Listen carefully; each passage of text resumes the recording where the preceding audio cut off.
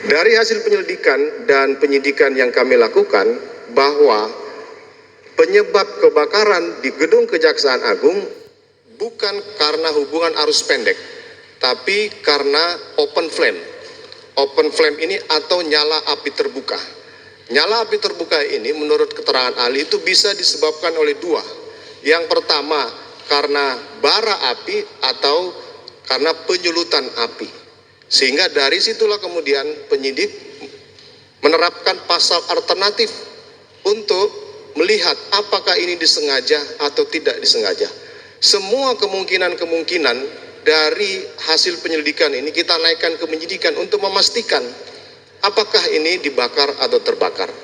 Dari proses penyidikan yang kita lakukan, kemudian kami bisa sampaikan bahwa asal mula api di gedung Kejaksaan Agung tersebut berasal dari Aula Biro Kepegawaian lantai 6. Assalamualaikum warahmatullahi wabarakatuh. Perkenalkan, nama saya Zaskia Nawara Salsabila Syafitri, NIM 323. Di sini saya akan mereview konferensi pers tentang penyebab kebakaran gedung Kejaksaan Agung karena kegiatan merokok.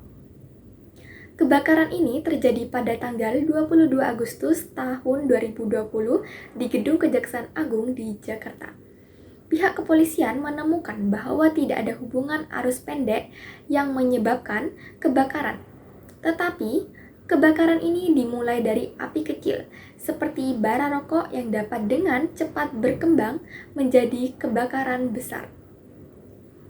Ruangan tempat para tukang bekerja ini juga yang mengandung bahan-bahan yang mudah terbakar, seperti thinner dan lem aibon, yang mempercepat penyebaran api.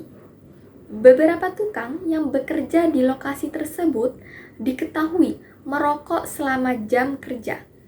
Kebakaran berlangsung selama lebih dari 12 jam dan mengakibatkan kerusakan parah pada gedung akibat api dan asap. 8 tukang bangunan yang terlibat dalam insiden tersebut ditetapkan sebagai tersangka. Mereka yang dianggap lalai dalam menjaga keselamatan kerja terutama terkait dengan kegiatan merokok.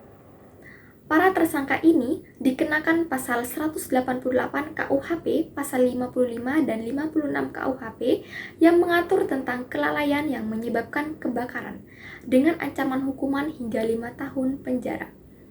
Dalam konferensi pers ini, pihak kepolisian mengungkapkan hasil penyelidikan dan menekankan bahwa kebakaran disebabkan oleh kelalaian, bukan kesengajaan.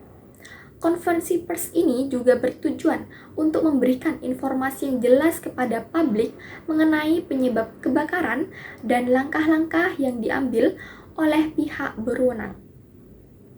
Selain itu, konferensi pers juga berfungsi sebagai pengingat akan pentingnya keselamatan di tempat kerja, terutama terkait dengan kegiatan yang berpotensi menimbulkan bahaya seperti merokok. Nah, untuk kekurangan dari konferensi pers ini yaitu yang pertama, resiko sensasionalisme. Media mungkin cenderung menyoroti aspek tertentu dari berita, seperti kegiatan merokok yang dapat menyebabkan sensasionalisme dan mengalihkan perhatian dari isu yang lebih besar seperti keselamatan kerja.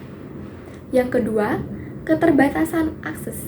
Tidak semua orang dapat menghadiri konferensi pers secara langsung dan jika tidak disiarkan secara luas, informasi mungkin tidak menjangkau ke semua lapisan masyarakat.